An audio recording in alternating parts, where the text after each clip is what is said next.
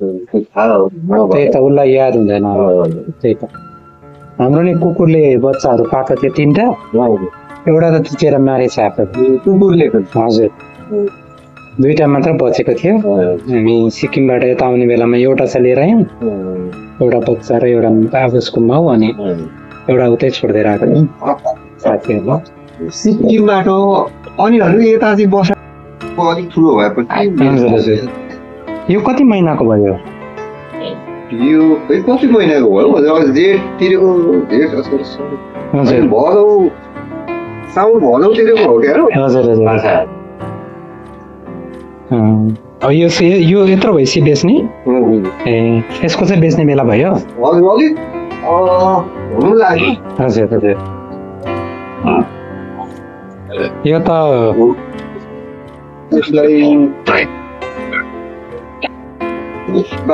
ए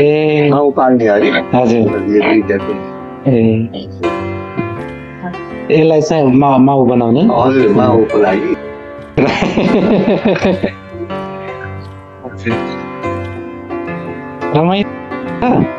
हामी नजिक आएपछि बोल्ने रहेछ हामीसँग है खाना माग्ने रहेछ है